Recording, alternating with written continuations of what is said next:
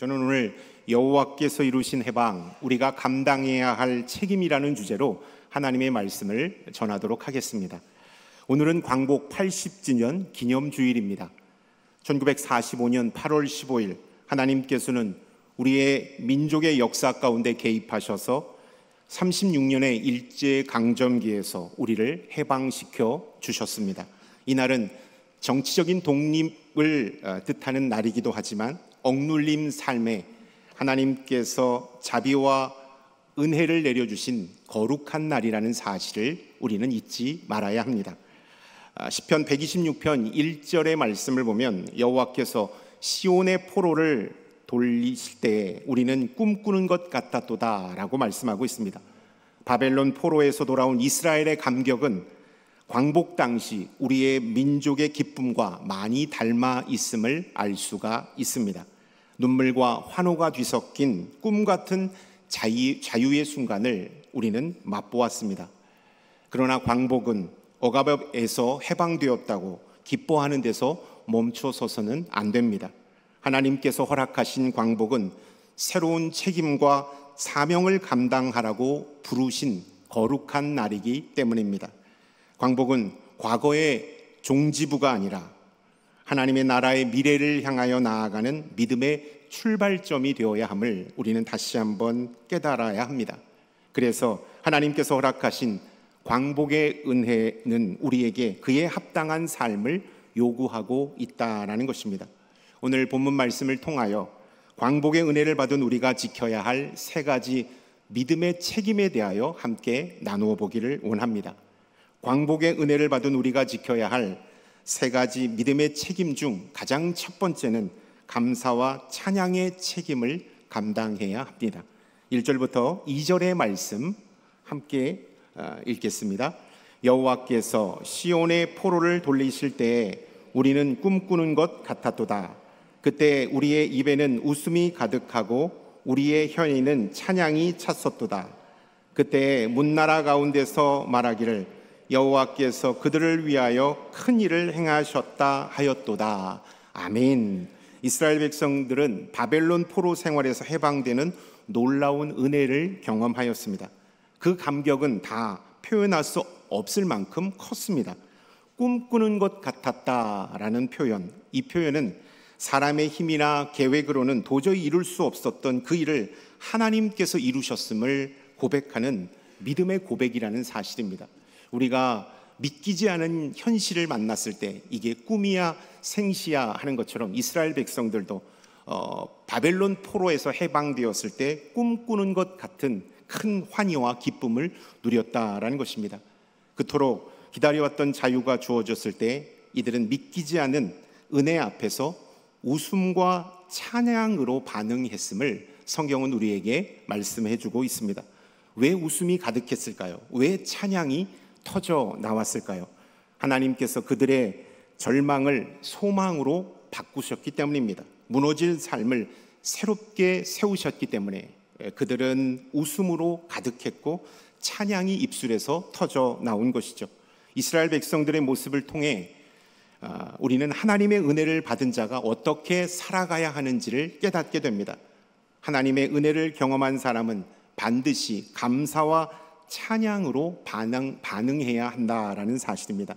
참된 은혜는 사람을 침묵하게 두지 않습니다. 왜 그럴까요? 은혜는 우리의 입술을 열게 합니다. 우리의 마음을 움직입니다. 그리고 우리의 삶을 변화시키는 놀라운 능력이 있기 때문입니다. 은혜 받은 성도는 그 신앙의 색깔이 분명히 다름을 우리는 알 수가 있습니다. 기도에는 능력이 있고 찬양에는 기쁨이 있습니다. 그 마음에는 성령의 충만함이 흐르고 삶에는 하나님을 향한 전심이 배어 있음을 우리는 느낄 수가 있습니다. 어깨는 들썩이고 얼굴에서는 빛이 납니다. 말과 행동 속에서 하나님을 향한 사랑과 감격이 자연스럽게 흘러나오는 것을 느낄 수가 있습니다. 그렇다면 구원의 은혜를 받은 우리는 주님께 어떻게 반응하고 있습니까?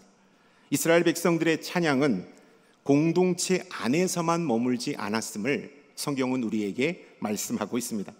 그들의 기쁨과 감사는 이방인들의 귀에도 들렸고 이방인들의 입에서 이렇게 고백하는 소리가 나왔습니다. 2절의 말씀, 여호와께서 그들을 위하여 큰 일을 행하셨다.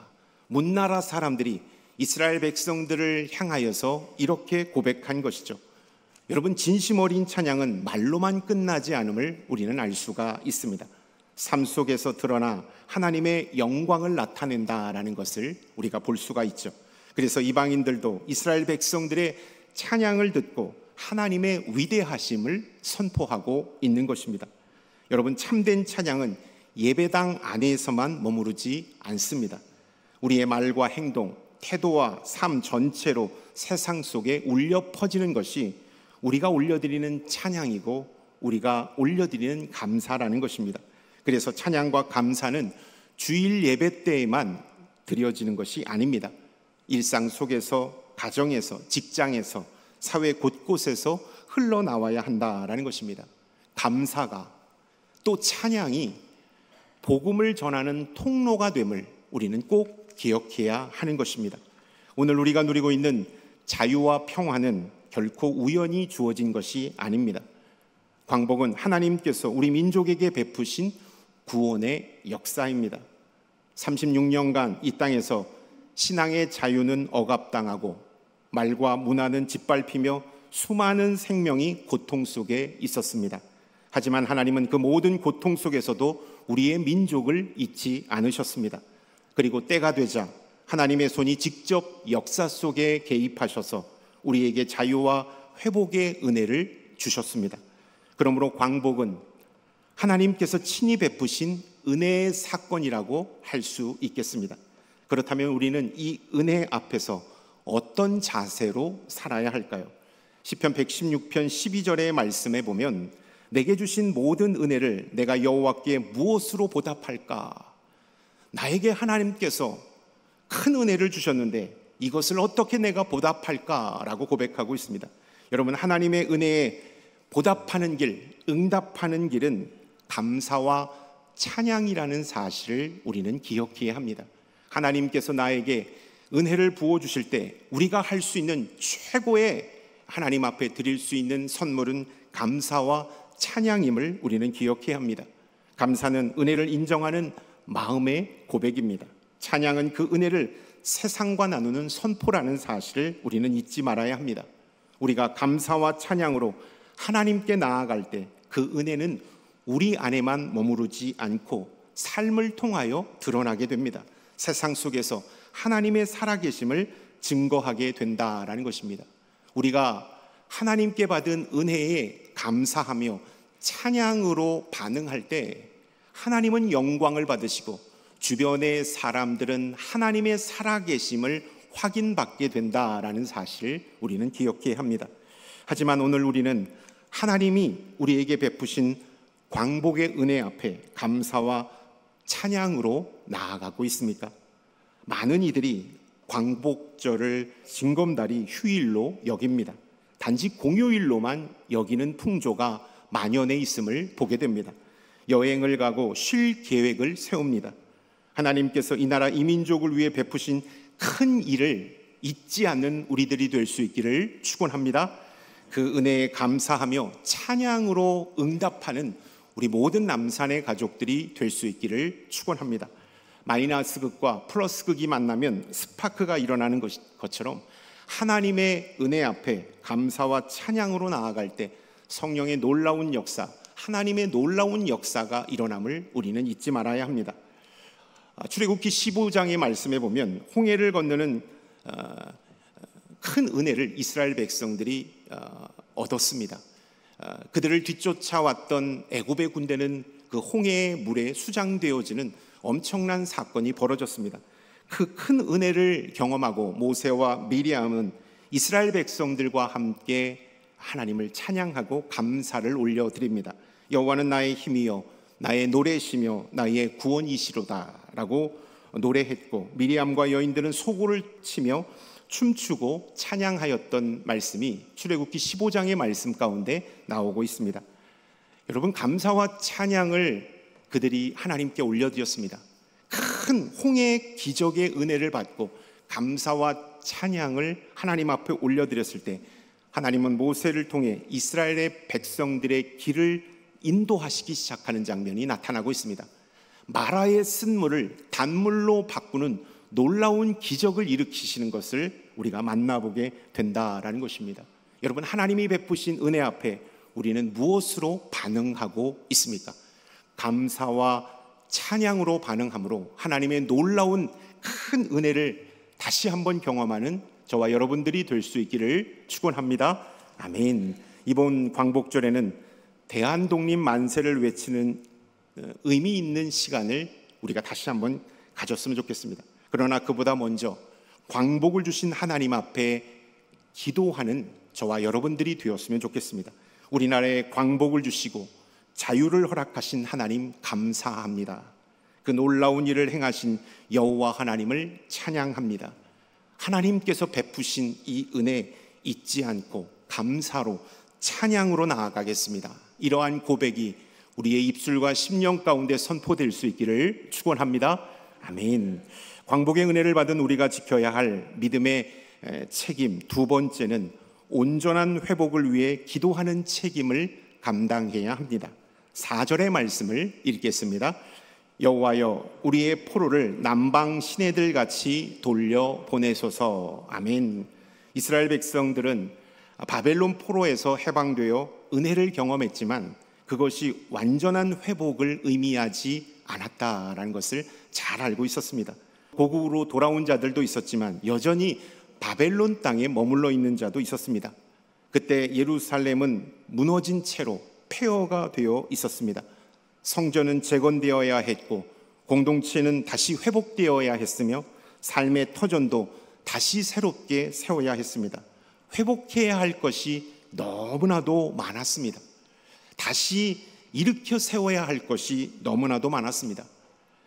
해방, 광복의 은혜는 경험했지만 그들 눈앞에 펼쳐진 해결해야 할 일들이 너무나도 산적히 쌓여 있었습니다. 그래서 그들은 이렇게 기도했던 것이죠. 여호와여, 우리의 포로를 남방 시내들 같이 돌려 보내소서.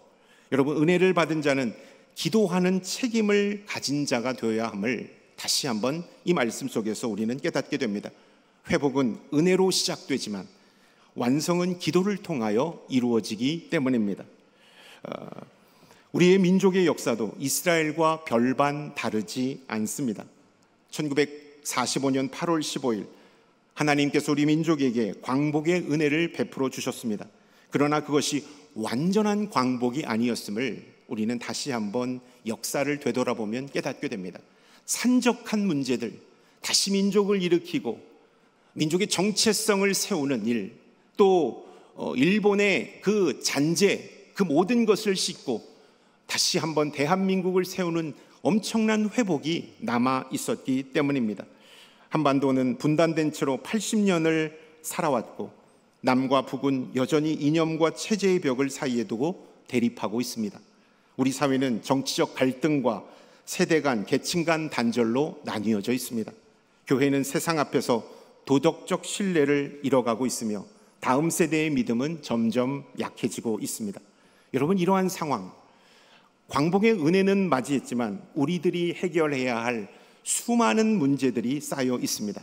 여러분, 우리가 이러한 상황 앞에서 무엇을 해야 할까요? 기도해야 합니다. 하나님의 백성은 회복을 위해 기도할 책임이 있습니다. 과거의 은혜를 감사함으로 기억하되 그것에만 안주하지 말고 하나님께서 이 민족 가운데 완전한 회복을 이루시도록 우리는 간절히 기도해야 합니다. 그리고 회복의 현장, 가장 선두자리에 서서 회복을 일구어내는 하나님의 일꾼이 되어야 합니다. 본문 4절의 말씀에 남방 시내들이라고 말하고 있습니다. 남방 시내들, 이것은 히브리어로 네겝이라는 단어인데 네겝은 이스라엘 최남단 브헬세바에 있는 사막을 뜻합니다. 사막 지역, 이 남방의 시내들이라는 것은 사막, 평소에는 마른 메마른 계곡을 남방 시내들이라고 말합니다. 그러나 이 남방 시내들은 비가 오는 날 갑자기 그 물이 흘러넘쳐 홍수처럼 생명이 가득한 물줄기로 변하게 됩니다. 메마른 시내지만 그때 물이 올 때 엄청난 생명이 가득한 물줄기로 변하게 되는 것이 바로 남방의 시내들입니다.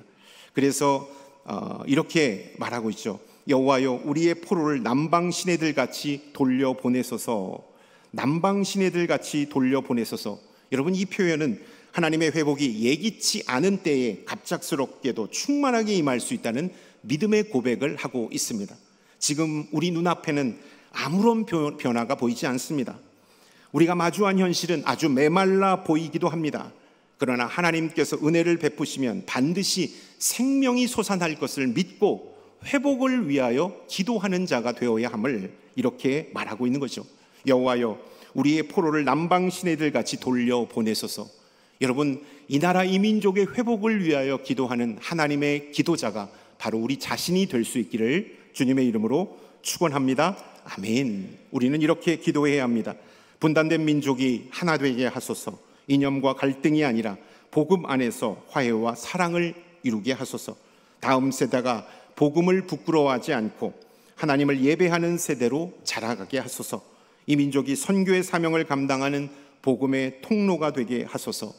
여러분, 회복을 위하여, 이 나라 민족의 회복을 위하여 기도하는 우리들이 될 수 있기를 바랍니다. 아멘. 하나님은 기도하는 자를 통해 놀라운 역사를 이루십니다.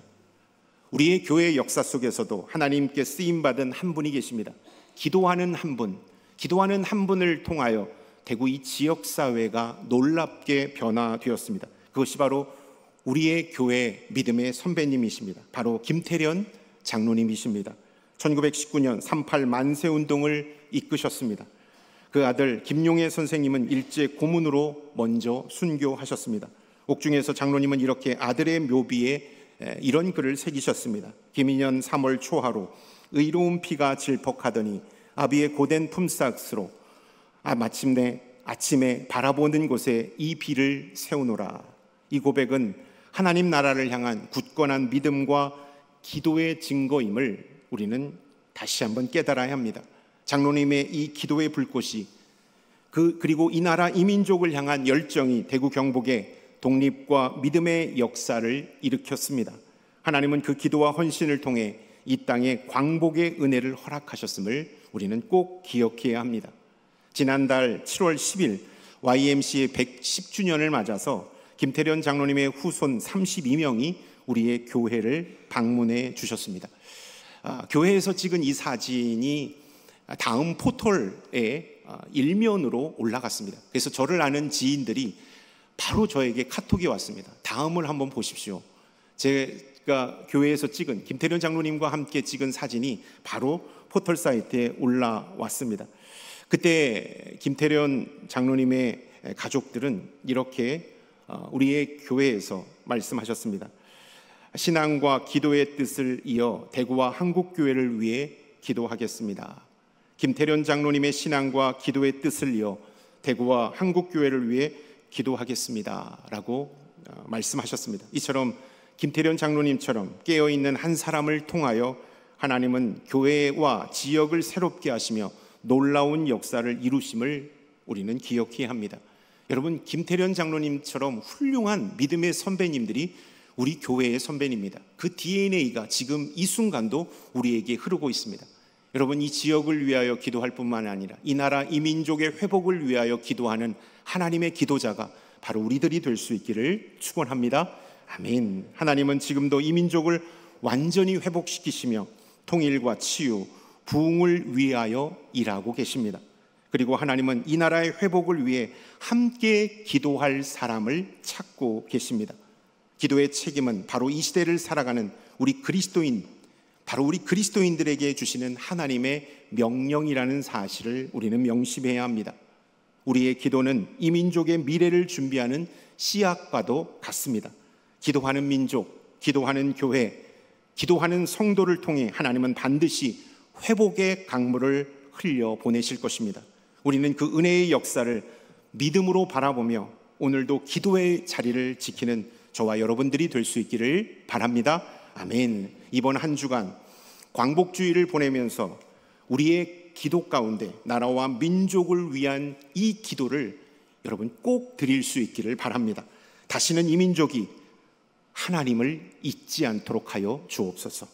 다시는 교회가 세상 앞에서 힘없이 무기력한 소금이 되지 않게 하여 주옵소서. 다시는 우리의 다음 세대가 복음을 모른 채 자라지 않도록 하여 주옵소서.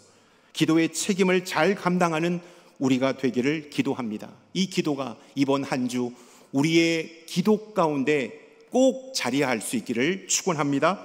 아멘. 하나님께서 회복시킬 대한민국, 그 놀라운 기적의 시작이 우리의 기도에서부터 시작되기를 주님의 이름으로 축원합니다. 아멘. 광복의 은혜를 받은 우리가 지켜야 할 세 가지 믿음의 책임, 마지막은 다음 세대의 은혜와 복음을 전하는 책임을 감당해야 합니다. 6절의 말씀을 함께 읽도록 하겠습니다. 울며 씨를 뿌리러 나가는 자는 반드시 기쁨으로 그 곡식단을 가지고 돌아오리로다. 아멘. 이 말씀은 하나님의 신실하심에 대한 강한 확신을 담고 있습니다. 하나님의 신실하심에 대한 강한 확신을 담고 있습니다. 하나님은 당신을 믿고 눈물로 씨를 뿌리는 자에게 반드시 기쁨의 열매를 거두게 하신다라는 약속의 말씀이기 때문입니다. 여기에서 말하는 씨란 하나님의 말씀을 의미합니다. 눈물은 그 말씀을 심기 위해 드리는 기도와 헌신을 말씀하고 있습니다. 곡식단, 이 곡식단은 다음 세대 안에 맺히는 믿음의 열매를 상징하고 있습니다. 그래서 이 말씀은 하나님의 언약이 다음 세대에 이어지고 그들을 통해 하나님의 나라가 계속 확장되어야 할 것이라는 믿음의 소망을 선포하고 있는 말씀이라고 할 수 있겠습니다. 우리가 받은 하나님의 은혜와 복음, 그리고 광복의 감격과 자유는 우리 세대에서 끝나서는 안 됩니다. 이 모든 것이 다음 세대로 전해져야 합니다. 그리고 이것을 전하는 일은 우리 모두가 해야 할 중요한 책임이라는 사실을 우리는 깨달아야 합니다. 그러므로 오늘 우리는 스스로에게 물어봐야 합니다. 지금 우리는 무엇을 심고 있습니까? 우리의 자녀들은 가정과 교회에서 복음을 배우고 하나님의 은혜를 경험하고 있습니까?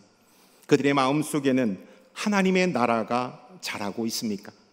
가정 안에서 부모의 신앙이, 교회 안에서 교사의 본이 살아있는 믿음으로 전해지고 있습니까? 하지만 현실은 매우 심각한 수준에 처해 있습니다. 다음 세대는 지금 신앙의 단절의 위기에 서 있기 때문입니다. 청소년의 복음화율이 2%에 머물고 있습니다. 여러분, 2%는 미전도 종족에 준하는 복음화율입니다. 매우 심각합니다. 이대로 가다가 대한민국의 믿는 그리스도인들이 다 사라질 수 있는 위기의 수준이라는 것을 우리는 기억해야 합니다. 신앙이 자연스럽게 전수되지 못하고 있고 교회를 찾는 아이들의 발걸음은 점점 줄어들고 있습니다. 주일학교는 사라져가고 아이들의 웃음소리와 기도소리는 희미해져 가고 있습니다. 어떻게 그 어려운 시대, 그 일제시대, 6.25 전쟁 시대에 그 일제강점기의 치욕과 전쟁의 참화를 딛고 그렇게 뜨겁게 교회가 다시 한번 복음의 빛을 들 수 있었을까요? 무너진 민족이 다시 일으켜 세우는데 교회가 큰 힘이 될 수 있었을까요? 어떻게 그 당시 교회는 너무나도 힘들고 어려웠음에도 불구하고 더욱더 복음의 빛을 발할 수 있었을까요? 그 중심에는 눈물로 기도한 부모 세대가 계셨습니다. 믿음으로 씨를 뿌리는 믿음의 선배님들이 계셨습니다. 우리는 이렇게 힘들고 어렵게 신앙생활하고 있지만 우리의 후손들은 보다 좋은 환경에서 하나님을 예배하고 하나님의 교회를 세워가기는 그 꿈을 가지고 그들은 눈물로 기도하셨고 다시 한번 이 척박한 땅에 복음의 씨를 뿌리셨습니다. 여러분, 바로 오늘 우리가 그 자리에 서 있다라는 사실을 우리는 기억해야 합니다. 이제 우리는 눈물과 기도, 헌신으로 다음 세대의 믿음을 세워가야 할 때입니다. 우리의 오늘이 그들의 내일을 결정하기 때문입니다. 하나님께서 이 거룩한 사명을 우리에게 맡겨주셨습니다. 우리만 잘 믿고 끝나는 것이 아닙니다. 다음 세대에 믿음의 바톤을 넘겨줘야 할 사명을 우리가 맡았습니다. 그렇다면 우리는 지금 무엇을 해야 할까요? 첫째, 기도해야 합니다. 기도 없이 교회는 다음 세대의 신앙을 지켜낼 수가 없습니다. 자녀들의 이름을 부르며 기도해야 합니다. 믿음을 잃어가는 세대를 위해 눈물이 마르지 않도록 간구해야 합니다. 둘째, 본이 되어야 합니다. 믿음은 말로만 전해지지 않습니다. 아이들은 우리들의 모습을 보고 신앙을 배우고 따라합니다. 부모와 교사의 삶 속에서 하나님을 경외하는 태도, 예배를 사랑하는 마음, 성실한 믿음의 모습을 보여주어야만 우리의 다음 세대는 신앙을 올곧게 만들고 나아갈 수가 있습니다. 셋째, 말씀을 가르쳐야 합니다. 세상은 점점 아이들의 마음을 빼앗고 있습니다. 그러나 하나님의 말씀은 여전히 능력이 있습니다. 가정에서, 교회에서 성경 중심의 교육과 복음 중심의 양육이 회복될 때 우리의 다음 세대는 하나님의 말씀을 경험하게 될 것입니다. 지금 한국교회의 주일학교는 급격하게 붕괴되고 있습니다. 인구 절벽을 맞이하는 외적인 요인도 있지만 우리 안에 잘 준비하지 못하여 맞이하게 되는 한국교회 주일학교의 급격한 붕괴를 우리는 목도하고 있습니다. 전체 교회의 13에서 14%가 주일학교가 없이 운영되고 있다고 합니다. 7교회 중에 한 교회는 주일학교를 운영하지 못하고 있습니다. 아이들이 오지 않기 때문입니다. 예장 통합 교단만 보아도 지난 10년 동안 유년부, 초등부의 약 38%, 중고등부는 40%가 감소하고 있습니다. 지금 우리 한국교회 주일학교의 전체 교인의 퍼센테이율은 27%에 해당된다고 합니다. 그런데 이 추세대로, 이 복음화율대로 계속 진행하다가 23년도에는 10% 미만으로 주일학교가 급격하게 떨어질 거라고 예상하고 있습니다. 2050년도에는 5% 이하로 떨어질 거라는 부정적인 경고까지 나오고 있는 상황입니다. 여러분, 이 위기 어떻게 해서 우리가 맞이하게 되었을까요? 우리는 열심히 신앙생활했습니다. 그리고 열심히 교회를 위하여 헌신했습니다. 그런데 왜 이런 위기가 우리에게 닥쳤을까요?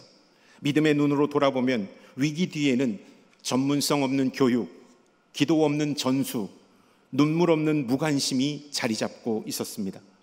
100년 전 영국 국민의 80%가 교회에 출석했다고 합니다. 그런데 지금은 7.5%에 불과한 그리스도인들이 있다고 합니다. 이제 이 율대로 가다가 머지않아 0.5%로 떨어질 충격적인 전망이 나오고 있습니다. 여러분, 이런 이야기는 남의 이야기가 아닙니다. 바로 우리의 현실이고 한국 교회의 위기입니다. 그러므로 지금이야말로 다시 눈물로 씨를 뿌려야 할 때임을 우리는 꼭 기억해야 합니다. 기도 없이는 교회가 다시 세워질 수 없습니다. 눈물 없이는 다음 세대가 일어설 수 없음을 우리는 꼭 기억해야 합니다. 100년 전 복음이 우리 땅에 전해졌을 때 믿음의 선배님들은 가난과 전쟁의 폐허 속에서도 학교를 세우고 아이들을 품고 밤을 새워 기도하며 복음의 씨앗을 심으셨습니다. 그들의 헌신과 눈물이 오늘의 한국교회를 세웠습니다. 이제 그 사명을 우리가 이어받아야 합니다. 다음 세대가 믿음 위에 굳게 서는 그날까지 우리는 그들을 위해 울고 그들을 위해 기도하며 그들을 위해 헌신을 아끼지 않아야 합니다. 광복 80주년을 맞이한 오늘 우리는 과거의 역사만을 회상하는 자로 머물러서는 안 됩니다. 진정한 자유와 회복을 주신 하나님을 바라보는 믿음의 사람이 되어야 합니다. 우리가 그분을 의지하며 우리에게 맡겨진 책임을 다할 때 하나님은 다시 이 땅을 고치시고 다음 세대를 일으키시며 우리 가운데 참된 부흥과 회복을 허락해 주실 줄로 믿습니다. 아멘. 80년 전 대한독립 만세를 외쳤던 그날처럼 오늘 우리는 예수 그리스도 만세를 외치며 믿음을 걸어가야 합니다. 그리고 하나님께서 우리에게 맡겨주신 책임을 온전히 감당해야 합니다. 그것이 하나님께서 우리에게 원하시는 참된 광복임을 여러분 꼭 기억할 수 있기를 축원합니다. 아멘.